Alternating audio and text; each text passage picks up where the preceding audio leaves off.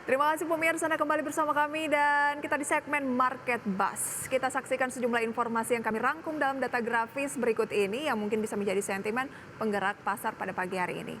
Usai kejutan ARA pemirsa atau auto reject atas, GoTo Gojek Tokopedia jadi emiten perdana yang jajal auto reject bawah 15%. Laba Merdeka Cooper Gold atau MDKA anjlok 95,5% kuartal 1 2023.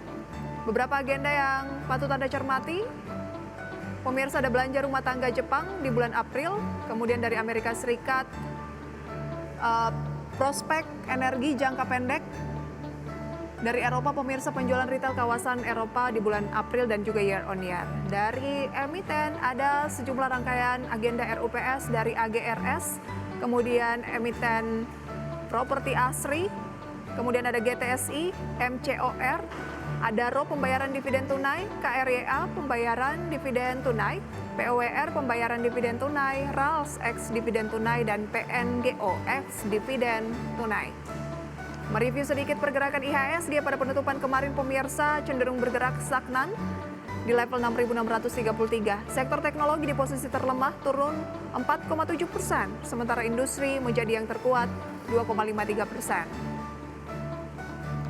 Kemudian pemirsa kita update kondisi dari Bursa Asia pada pagi hari ini. Beberapa waktu yang lalu pemirsa pergerakan dari Nikkei terpantau menguat 0,26%, Straits Times Singapura turun 0,19%, Hang Seng naik 0,05% dan Kospi libur pemirsa ya.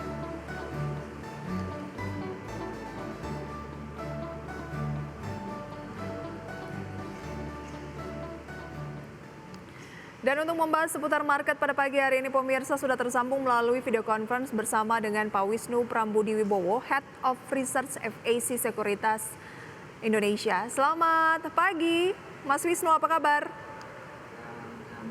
Mbak Prisa, selamat pagi. Terima kasih banyak untuk waktunya, Mas Wisnu. Kita mulai dengan beberapa informasi utama. PGEO akan membagikan dividen setelah diputus dalam RUPS kemarin sekitar 1,5 triliun rupiah. Tapi ini udah termasuk di dalamnya adalah dividen interim yang telah dibayarkan di bulan Januari. Semenarik apa informasi ini untuk para investor di pasar modal? Kalau kita bicara seberapa menarik, saya kira untuk saat ini kita lebih ya intinya ini berita yang positif gitu ya. Cuman kalau kita ingin beli, saya kira wait and see dulu ya, karena saham ini sudah naik cukup signifikan dari 600 sekarang ke 900-an.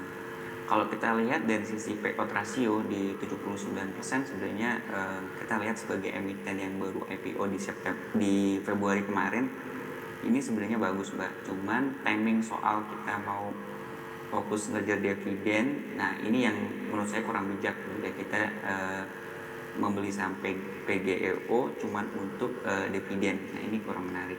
Oke, terlambat kalau mau ngomongin soal mengejar dividen dari PGEO juga begitu ya? Betul.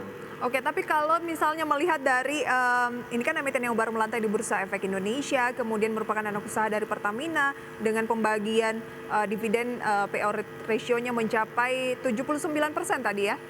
Iya, kurang lebih. Itu mencerminkan apa untuk para investor medium to long, artinya cukup solid kah kinerja fundamentalnya atau seperti apa komitmennya? Memang ini baru kali ini akan membagikan dividen, tapi ada cerminan apa kira-kira di saham yang satu ini? Iya, kalau kita bicara fundamental, saya kira ini bentuk komitmen dari perseroan ya, yang kalau kita lihat cukup kuat bahwa mereka secara fundamental mampu menghasilkan bottom line yang kuat gitu. Dan kalau kita sebagai pemegang saham, saya kira ini cukup diuntungkan karena biasanya kita sebagai pemegang saham kita kan mengejar dua ya, yaitu capital gain dan yang kedua dividen. Jadi kalau kita bisa punya potensial dapat dividen, ini sangat bagus sekali. Karena banyak emiten yang IPO, terutama yang baru-baru itu sangat jarang ya yang berani membagikan dividen dalam payout ratio yang besar gitu Mbak Prisa. Jadi kami melihat ini tren yang cukup positif untuk mengawali perusahaan yang belum lama melantai di bursa. Kalau dividen yield-nya sendiri seperti apa, Mas Wisnu? Dividen yield belum menghitung tadi Mbak Prisa. Oke. Tapi kalau mau mengejar dividen ini sudah terlambat. Kalau untuk dari segi harga sahamnya sendiri dapat disaksikan juga pergerakannya secara teknikal, apa komentar dari Mas Wisnu? Kalau teknikal kita melihat tadi sudah sempat disinggung di awal bahwa eh, PGEO ini udah naik cukup signifikan yang sebelumnya dari level 600-an dan saat ini di 900-an ya. Jadi upside-nya sudah cukup signifikan. Jadi kita kalaupun mau beli saya kira tunggu ketika terjadi koreksi. Nah, baru kita lakukan pembelian secara bertahap untuk PGEO. Oke, beli secara bertahap kalau ada koreksi di posisi berapa? Ya, rasa di level-level 750 ini level-level yang masih cukup menarik ya untuk emiten ini. Oke, buy on weakness ya untuk PGEO, dan dalam sebulan terakhir memang kenaikannya sudah signifikan, hampir mencapai 19%, tepatnya di 18,18%. Jadi buy on weakness untuk PGEO, bagi Anda yang tertarik untuk berinvestasi bukan untuk mengejar dividennya ya. Oke, lantas rekomendasi Anda pada pagi hari ini mengingat kemarin indeks harga saham gabungan kita ini ditutup stagnan saja dan pelemahan ditopang oleh sektor teknologi cukup dalam ya, 4% lebih, khususnya mungkin di GoTo pasca hari Jumat yang lalu mengalami kenaikan yang signifikan. Kemarin auto reject bawah, wajar tidak Mas Wisnu? Ya, karena kalau kita melihat saya kira hari yang normal ya, karena posisinya di perdagangan di Jumat lalu di tanggal 31 ya, itu kan Goto tiba-tiba di sesi 2 deketin closing market tiba-tiba langsung naik auto reject gitu ya, dan kita lihat waktu penyesuaian auto reject baru atau reject bawah di 15% which is langsung terjadi koreksi yang ibaratnya langsung sentuh ARB, dan saya kira sudah naik 34%, kalaupun turun 15% ya artinya ya memang wajar gitu ya, artinya fluktuasi yang terjadi itu tadi saya kira merupakan hal yang kita bisa lihat normal. Oke, seperti apa sih view dari FAC Sekuritas terhadap GoTo? Ya, kalau dari kami melihatnya sebenarnya tidak terlalu tertarik untuk emiten-emiten yang secara laba bersihnya masih belum kuat ya. Kan sampai kuartal 1 kemarin kami lihat GoTo ini masih rugi Mbak Prisa. Jadi kami lebih fokus kepada emiten-emiten yang memang berhasil mencatatkan bottom line-nya kuat gitu ya. Oke. Karena kita tahu sepanjang 2023 ini uncertainty di marketnya tuh masih tinggi. Jadi kalau kita mau aman ya pilih yang memang fundamentalnya kuat.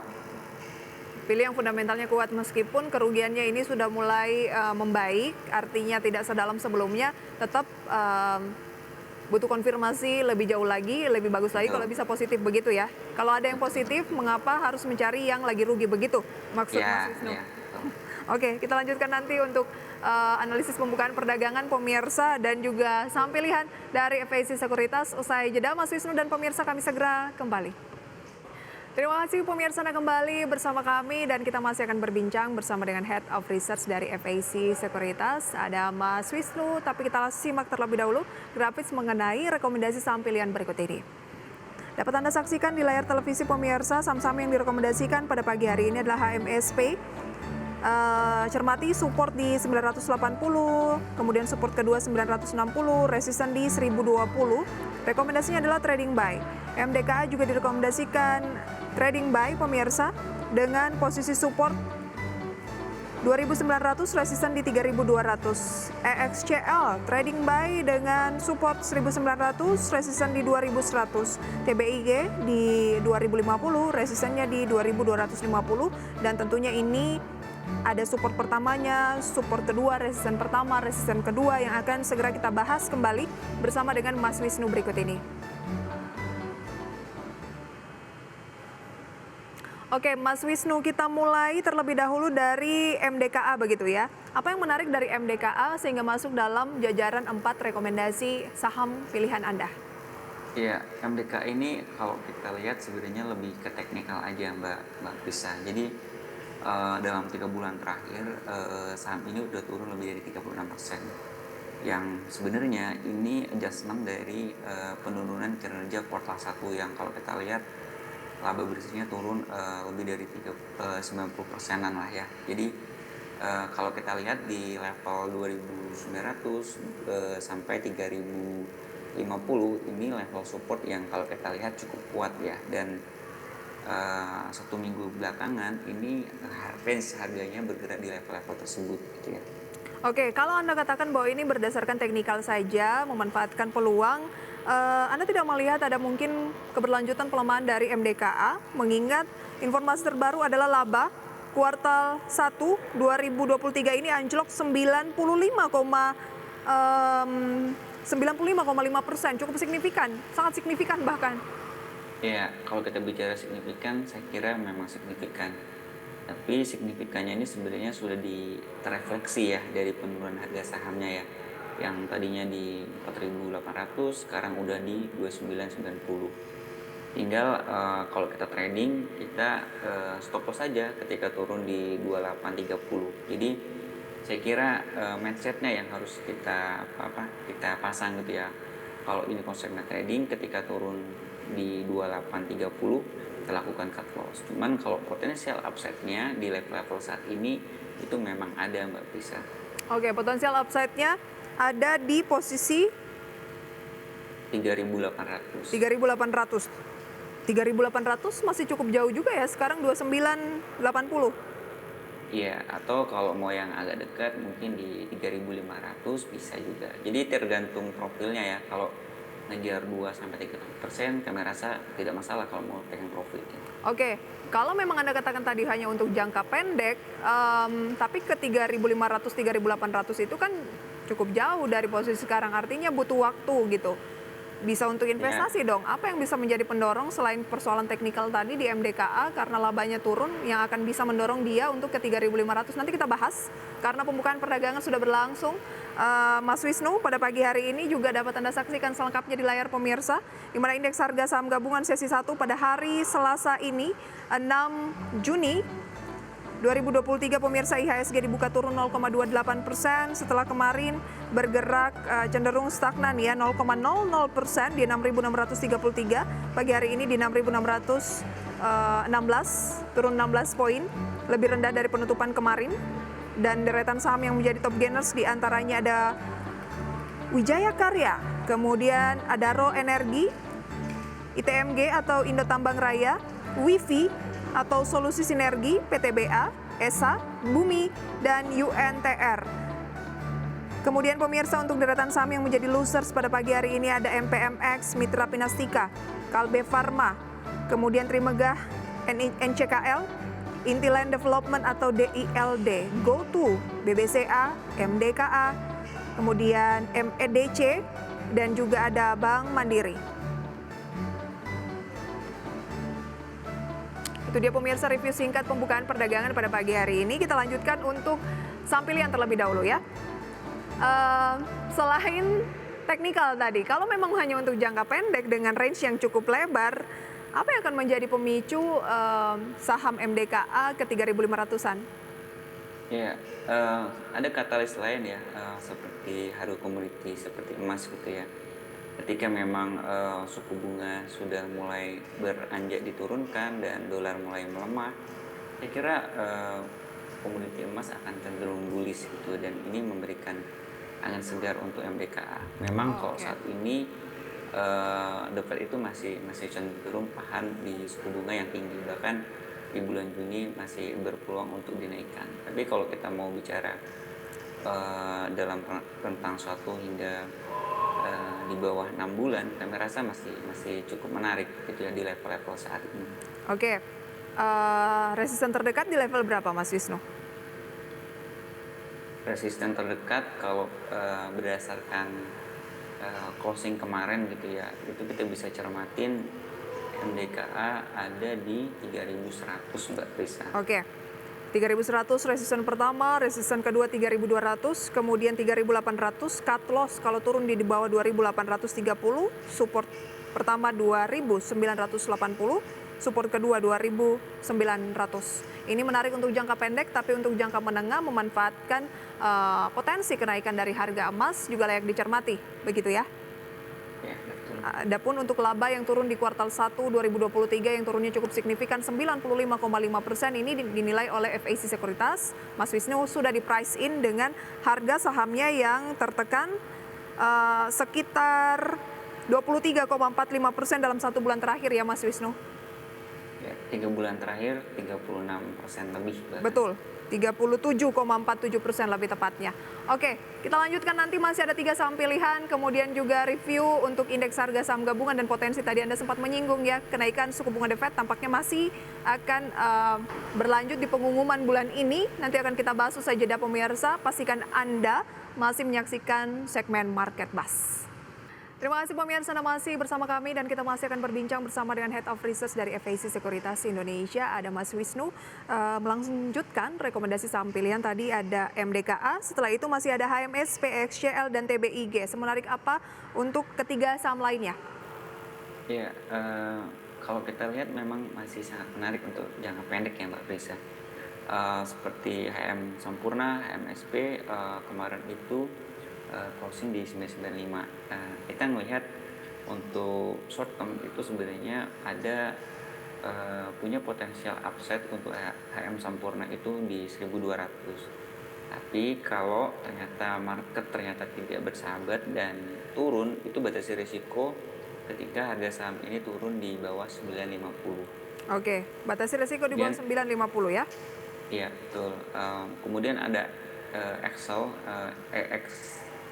gitu ya, yang kalau kita lihat hari ini di 1980 masih menarik kalau ingin kita lakukan pembelian gitu ya, dengan target price kami itu di 2400. Ini memang short term to middle sebenarnya. Kalau kita lihat kinerja Excel ini di kuartal 1 juga bagus ya, upside lebih dari 40% year on year-nya, dan kita ngelihat kalau turun di bawah 1880 kami rasa bisa batasi risiko ya untuk Excel. Kemudian untuk Tebik, ini Tebik menarik ya, dalam 1 hingga 2 pekan terakhir sudah mulai menunjukkan adanya rebound setelah koreksi panjang dari Agustus, dan level di 2150 hingga 2190 kami rasa bisa lakukan pembelian dengan target price untuk short term to middle sebenarnya di level 2.800 sampai 3.000 Mbak Krisa. Jadi Tebik ini salah satu emiten Menara yang kami cukup sukai ya. Oke. Itu. Kemudian terkait dengan The Fed, kami melihat di Juni punya konsensus itu kan melihat bahwa ada potensi terjadi kenaikan 25 basis poin ya, seiring dengan data pengangguran dan inflasi yang ternyata masih cenderung kuat, karena target The Fed itu di level 2% dan ini masih jauh. Kemudian kalau kita lihat proyeksi ISG hingga akhir pekan ini, kami rasa resisten yang harus diuji ISG itu di level 6.700. Kemudian ada support kuat memang di 6.600-an, yang kalau sekarang kita lihat level-level itu menjadi level krusial. Jika level 6.600 tembus, kami rasa 6.500 berpotensi untuk diuji juga. Baik, saat ini makin dekat ya, 6616, dan menurut FAC Sekuritas Mas Wisnu, 6.600 adalah support tahanan terkuat saat ini untuk IHSG. Kalau itu break ke bawah, ada support kuat berikutnya di 6.550 ya? Iya. Baik, untuk itu merekomendasikan HMSP jangka pendek, kemudian MDK bisa pendek dan juga panjang, XCL pendek sampai medium begitu ya, TBIG juga pendek sampai medium. Ada target price masing-masing, saya sampaikan kembali pemirsa. Untuk HMSP target price-nya di 1.200 untuk jangka pendek dengan cut loss 950. MDKA target price 3.800, cut loss 2.830. XCL target price 2.400, cut loss 1.880. TBIG target price 3.000, cut loss di posisi 2.000. Semuanya direkomendasikan trading buy. Terima kasih banyak Mas Wisnu sharing informasinya pada segmen Market Buzz ini. Semoga bisa menjadi referensi untuk pemirsa di rumah. Sukses selalu untuk Mas Wisnu. Selamat pagi. Amin, selamat pagi.